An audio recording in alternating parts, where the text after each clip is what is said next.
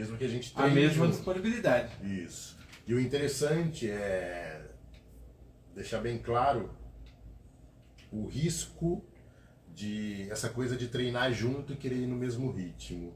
Tem pessoas que têm o mesmo ritmo, corre 10 km no mesmo ritmo e acaba sendo legal esse tipo de trabalho, não tem problema. Eu estou com um casal de clientes que o ritmo da esposa é mais forte que o dele.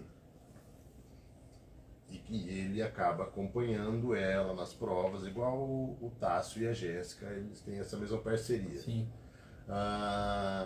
E ele acaba com frequência se lesionando por causa disso. Por querer acompanhar o ritmo da esposa.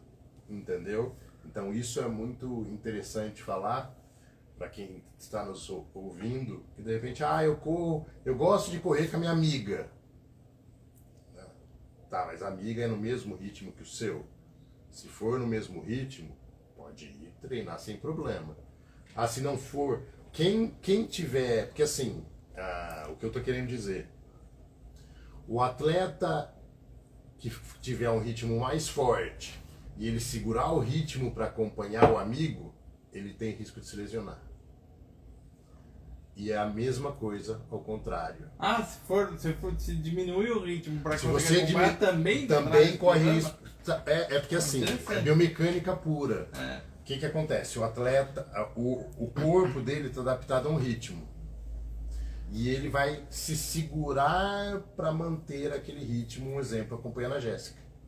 Então, esse se segurar, esse diminuir o seu ritmo, faz com que a tua biomecânica mude. E mudando, você está suscetível a ter riscos de lesões. Muito interessante isso, porque a gente imagina, de novo fazendo a ponte aqui entre o ouvinte, vocês e eu aqui que também estou aprendendo, a gente imagina que sempre acontece isso, pode acontecer isso, mas com um excesso, né? Com tipo, Sim. Vou correr mais do que estou acostumado. Dou um exemplo bem... Normalmente é um excesso. Vou correr bem mais do que estou acostumado porque o meu parceiro de treinos, né, tá mais... corre nesse ritmo, então vou forçar aqui para acompanhar o ritmo dele. Mas a baixada de ritmo daquele que corre num ritmo melhor para acompanhar também, eu não sabia que traria problemas. Sim, pode trazer também. Traz problemas articulares, problemas musculares, porque você acaba diminuindo muito o seu ritmo, o seu corpo pede um ritmo e você segura ele para acompanhar um amigo. Eu acho que eu já entendi, então porque que o Renato Augusto se machuca tanto. Porque pra dar uma tirada pra acompanhar o ritmo dos outros, não acompanhando, enfim. Então aqui ao vivo, são 3h17 agora, um programa muito legal aqui com a Jéssica, falando de ultramaratonas e no caso, ultramaratonista, né? Se especificar as particularidades dessa modalidade e dessas provas que são desgastantes, as mais desgastantes das provas de corrida, né? Pelas várias razões que você muito bem colocou aqui. E falando exatamente sobre isso agora, queria saber qual que foi a maior distância que você já percorreu em provas e quais as principais lições que você tira dessas provas.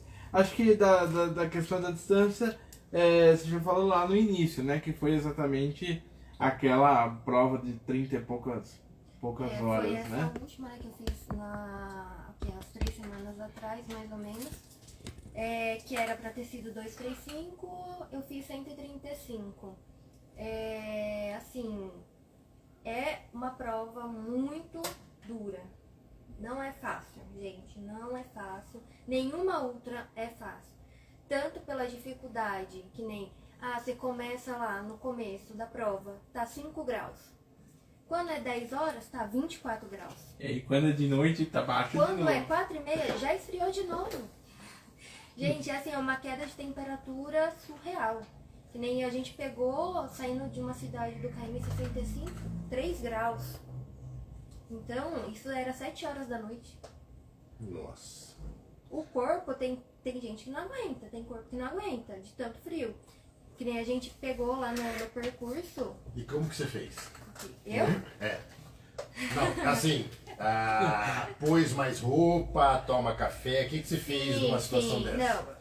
Pra encarar as diferenças de Não, quando chegou nesses 3 graus aí, assim, você tava numa temperatura mais alta e de repente chegou um momento que tava 3 graus. Aí coloca touca, luva. E eu permaneci de short por conta, como eu já tava com dor no joelho, o que eu pensei? Vai estar frio?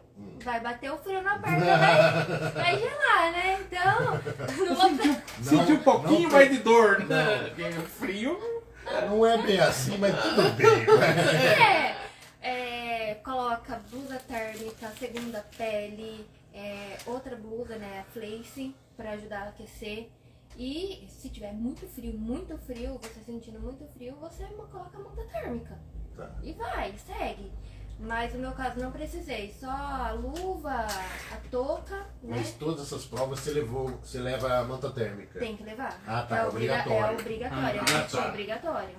Tanto, não acho que não só por conta do frio, mas também se tiver muito calor, né?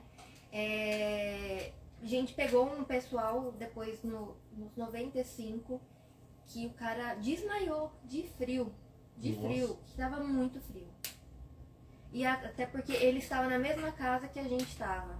E ele não fez, ele ia fazer os 235 também, ele não conseguiu, que é o Marlon. Ele lesionou, né? E ele também ficou com uma lesão no joelho. Ele lesionou o joelho, por isso que ele parou. E assim, é uma prova casca grossa, gente. Eu acho que uma das piores provas do Brasil é a Hawaii. Hawaii. Agora me fala uma coisa. Entrando um pouquinho na nossa pauta. Depois a gente volta que o Renato comentou das lições que você tirou dessa prova. Em relação a mulheres, tinha bastante mulheres nessa prova. Como que tava? Como que vocês fazem, tipo, se vocês acabam caminhando juntas, o contato entre vocês acaba tendo, ou é cada uma por si, passa reto, pronto, acabou? Não, assim... É um meio que vocês acabam tendo amizade, treinam juntas? Mas assim, existe a socialização ou só mesmo? Não, existe a socialização ali na hora da prova, assim. Por exemplo, assim, você tá andando ali, por exemplo, tá numa subida lá, que nem a primeira parte era 8 km só de subida. Aí vem, não só mulher, como atleta homem também, vem do seu lado, começa a conversar e aí você segue. Cada um vai no seu ritmo. Cada um vai no seu ritmo. Sim, tem gente que sobe correndo, gente. Não fala nem bom dia. Não fala. Tem atleta que não fala. Isso chama-se falta de educação. Sim, mas tem... Isso definitivamente está presente em todos os lugares. Isso aí. Sim, tem atleta que para conversar, você tá pisando torto, tem isso, sua mochila tá aberta. Toma cuidado. Toma cuidado, tem tudo isso. Assim, essa prova dos 235, se eu não me engano, tinham 8 mulheres só. 8. De quantos atletas no total? De 235, se eu não me engano, tinha em torno de 150, 100 atletas, mais ou menos. E só 8 mulheres? Só 8 mulheres. E essas 8, quantas finalizaram, você sabe? 4. No tempo que era de 60 horas. Tá. Tinha uma que era 470. Tinha uma que era 2, né? De 470. A Drica, ela não finalizou, ela não chegou no tempo de corte nos 300, né? No KM 300. Aí ela não pode continuar. Não pode continuar. Inclusive ela te...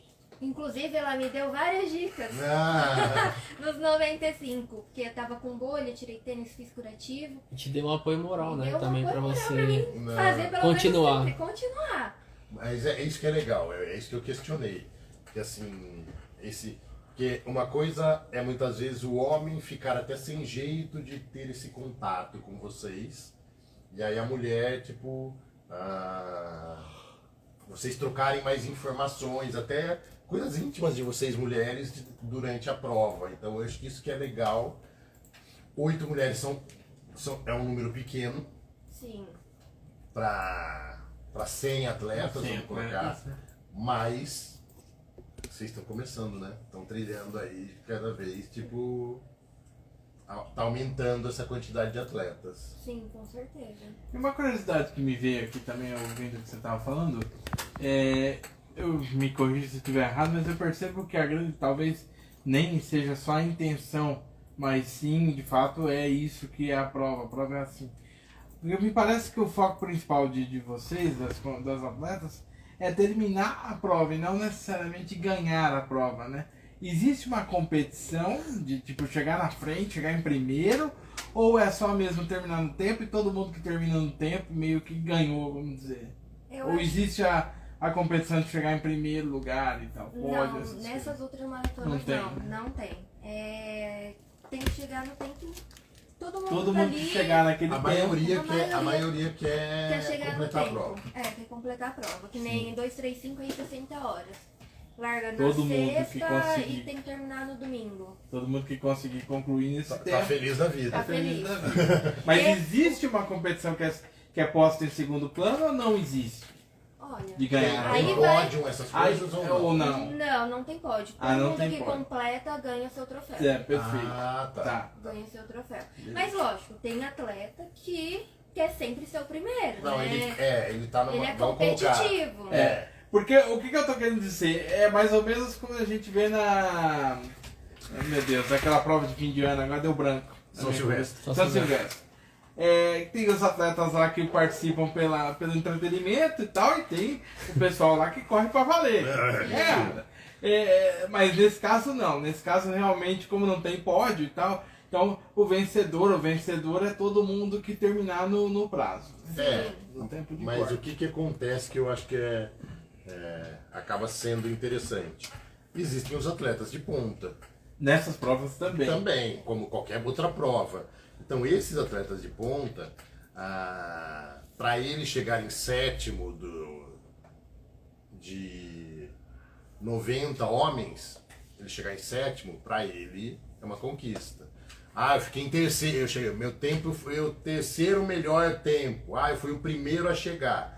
Essa competitividade acaba tendo em qualquer prova, mas não tem, pelo que você passou, não tem uma premiação. Não tem premiação. A mudança que existe é mais simbólica, mais de confiança. É diferente da corrida de rua, né? Tem Isso, perfeito. Tem o atleta da equipe dela, o Álvaro, né? O Álvaro, ele fez as 2 voltas, 470.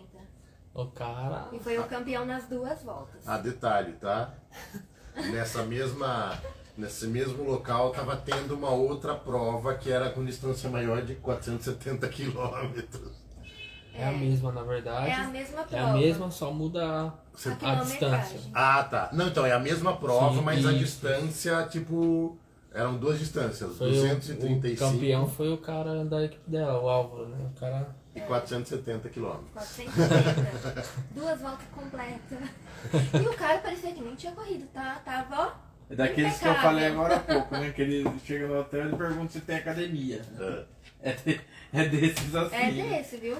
Legal. São 3h28 agora, a gente vai pro último intervalo do programa de hoje. Já voltamos com mais Dr. Rodolfo, mais Jéssica aqui pra vocês.